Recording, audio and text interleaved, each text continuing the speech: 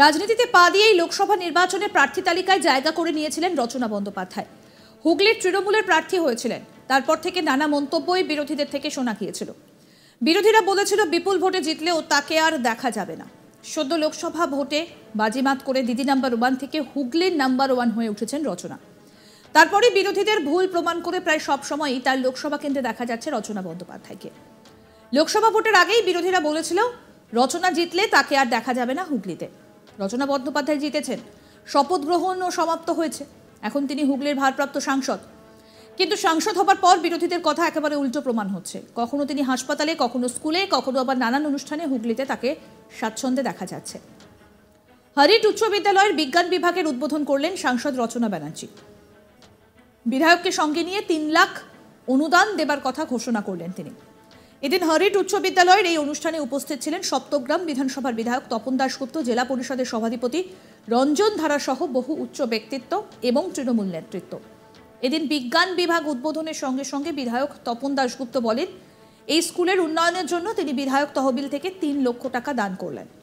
তিনি এও জানান আগামী বছর আরও 3 লক্ষ টাকা স্কুলের উন্নতির জন্য দান করবেন। শোনাবো আপনাদের কি বলছেন বিধায়ক তপন দাশগুপ্ত, শুনুন। একটা কথা আমি হেডমাস্টারকে বলবো, টিচার্সদের বলবো যে বাংলায় দুটো ব্যাপারে অভাব আছে। একটা হচ্ছে ডাক্তার আমাদের রাজ্যে খুব কম, আইপিএস আইএস সংখ্যা কম। আমাদের কেরল থেকে আনতে হয়, অন্ধ্রপ্রদেশ থেকে আনতে হয়, ইউপি থেকে, বিহার থেকে আনতে হয়। কিন্তু আমাদের এই রাজ্যে আইপিএস আইএস এর সংখ্যা কম। আমার প্রথমেই রিকোয়েস্ট থাকবে যে আজকে বিজ্ঞান বিভাগ এখানে উদ্বোধন হচ্ছে, ভালো ভালো ডাক্তার হতে হবে এখান থেকে। আমাদের এখান থেকে ভালো আইপিএস আইএস ডাব্লিউবিসিএস অফিসার হতে হবে, সেইভাবে পড়াশোনা করতে হবে। অনেক জায়গায় স্কুলে ঠিক ধ্যান দেন, কিন্তু আমার এই হরিট উচ্চ বিদ্যালয় অত্যন্ত স্লো আকারে আমাদের টিচার্সরা তাদের শিক্ষা দেয়। এটা আমাদের উপভোগ করতে হবে, নিতে হবে, যার জন্য সারা বাংলায় নয় সারা ভারতবর্ষে উনি বিখ্যাত হয়েছে। সে বক্তব্য রাখবে। শুধু আমি আমার ফান্ড থেকে একটা ঘোষণা করছি, আমাদের এই বিজ্ঞান ভবনের জন্য স্টুডেন্টদের জন্য ল্যাবরেটরির জিনিস কেনার জন্য আমি 3 লক্ষ টাকা আজকে অনুদান করে দেব। এই টাকাটা আমি হেডমাস্টার মশাইকে বলবো না, চিঠি করে দিতে আমার নামে, আমি চেক পাঠিয়ে দেবো স্কুলে হেডমাস্টারের নামে।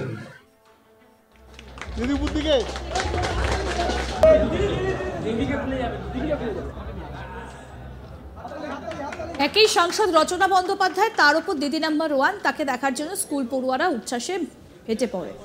রচনা বলেন, আগামী দিনে দেখব স্কুল সহ অন্যান্য স্কুলগুলোতে যাতে শিক্ষা ব্যবস্থার হার আরও ভালো হয় এবং সেখানে শিক্ষার জন্য যা যা দরকার আমি অবশ্যই তাদের পাশে থাকবো। তার সঙ্গে তিনি স্মৃতিচারণা করেন, নিজের ছোটবেলার কথাও তুলে ধরেন।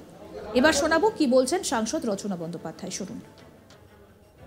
তোমাদের সব থেকে আগে যেটা মাথায় রাখতে হবে যে জীবনে যদি বড় হতে চাও, জীবনে যদি অনেক নাম করতে চাও, জীবনে যদি ভালো থাকতে চাও, তাহলে শিক্ষা মানে স্কুলে পড়া, মন দিয়ে পড়াশুনো করা, এছাড়া কিন্তু আর কিচ্ছু নেই।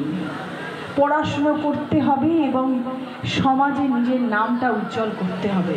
আজকে তোমাদের এই হরিট উচ্চ বিদ্যালয়ে আমি আসলাম, তোমাদের সকলের সাথে আমার দেখা হলো, আমি ভীষণ খুশি। আমার নিজের জীবনের কথা মনে পড়ে গেল তোমাদের সবাইকে দেখে। তোমাদের মতন স্কুলে যেতাম, এরকম আমার এরকম সবুজ ওড়না ছিল না, আমার নীল ওড়না ছিল, সাদা জামা নীল ওড়না, এই নিয়ে ব্যাগ নিয়ে স্কুলে যেতাম টুকটুক করে কুকটুক করে। আর বাসে উঠতাম, বাস থেকে নামতাম, দিয়ে ক্লাস করতাম, স্কুল করতাম, আবার বাস থেকে মনে কতক্ষণে বেলটা বাজবে, টিফিনটা খেতে যাবো, ওই 8টা ঘন্টা কখন বন্ধুদের সাথে গিয়ে গল্প করবো। আমাদের প্রতিনিধি ভোলানাথ সাহা কি প্রতিবেদন তুলে ধরেছেন, শুনবো। হুগলি লোকসভা কেন্দ্রে যখন নির্বাচন প্রচার চলছিল তখন রচনা ব্যানার্জিকে অনেক নিন্দুকরা বলেছিলেন যে তিনিও লকেটের মতো বসন্তে পাখি হবেন। কিন্তু জয়লাভের পর একেবারে অন্য মেজাজে দেখা গেল রচনা ব্যানার্জিকে। গোটা হুগলি জেলায় হাসপাতাল থেকে স্কুল চষে বেড়াচ্ছেন রচনা ব্যানার্জি, সাধারণ মানুষের সঙ্গে কথা বলছেন, স্কুল ছাত্রছাত্রীদের সঙ্গে কথা বলছেন। গতকাল হারিদ উচ্চ মাধ্যমিক হাই স্কুলে একটি ক্লাসরুমে উদ্বোধনী অনুষ্ঠানে রচনা ব্যানার্জি তার ওখানকার স্থানীয় বিধায়ক তপন দাস গুপ্তার তহবিল থেকে 3 লাখ টাকা স্কুলের উন্নয়ন জন্য দেন। আর তিনি ঘোষণা করেন যে এই স্কুলের জন্যে আমি আগামী দিনেও যখন আমার সাংসদ তহবিল শুরু হবে আমি উন্নয়ন জন্য টাকা দেব। রচনা ব্যানার্জি বলেন যে আমি থেমে থাকার মানুষ নয়, আমি যে বিগত 5 বছরে পরিষেবা সাংসদের পরিষেবা থেকে হুগলিবাসী বঞ্চিত ছিল সেই পরিষেবা আমি দেব, সেই অঙ্গীকার করেন। তিনি বলেন যে ছাত্রছাত্রীদের সঙ্গে কথা বলে আমি অত্যন্ত আপ্লুত, আগামী দিনে তাদের উজ্জ্বল ভবিষ্যের আমি কামনা করি। এর আগেও ভোটে জিতেই তার লোকসভা কেন্দ্রে গিয়েছিলেন রচনা বন্দ্যোপাধ্যায়। হুগলির পোলাবার রাজহাটে এক বিজয় সমাবেশে যোগ দিয়েছিলেন। সেখানে এসে তিনি বলেন, যারা আমাকে ভোট দিয়ে জিতিয়েছেন তাদের জন্য ভালোবাসা, যারা ভোট দেননি তাদের জন্য 3 ডবল ভালোবাসা। যারা আমাকে ভোট দেননি তারা বুঝতেও পারেননি যে তৃণমূল এইভাবে জিতে যাবে।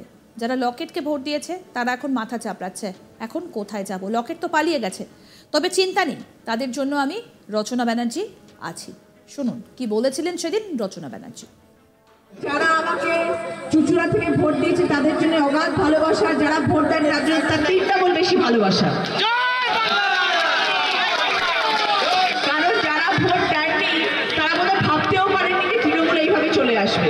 তারা এখন মাথা চাপড়াচ্ছে। যারা বিজেপিকে গিয়ে লকেট চ্যাটার্জিকে ভোটটা দিয়েছে তারা এখন মাথা চাপড়াচ্ছে, হায় রে ভগবান কি করলাম রে আমরা, লকেট তো চলে গেল কোথায়, আর তো তাকে খুঁজে পাওয়া যাবে না জীবনেও, তাহলে আমরা এখন কোথায় যাব। চিন্তা নেই, রচনা ব্যানার্জি আছে আপনাদের সাথে। যারা দেননি ভোট তাদের কাজ সবার আগে করবো। আমি জানি অসিতদা প্রচুর পরিশ্রমী একজন মানুষ, আগামী দিনে উনি আমার সাথে থাকবেন, আমার পাশে থাকবেন এবং এই চুচুড়ায় যাতে আমি ভালো কাজ করতে পারি, আপনাদের সকলের সুবিধে অসুবিধে আমি দেখতে পারি, তার জন্য দাদা আমার সাথে সবসময় থাকবেন। তথা আমার সদস্য যারা সবাই রয়েছেন, ব্লক সভাপতিরা রয়েছেন, প্রধানরা রয়েছেন, সবাই আমার সাথে থাকবেন।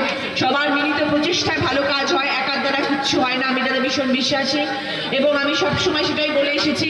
আগামী দিনেও যখন আমি কাজ করব আমি আমার দলকে সাথে নিয়ে কাজ করব এবং সবাই মিলে একজোট হয়ে কাজ করব, তবেই আমরা ভালো চুচুড়া উপহার দিতে পারবো সবাইকে।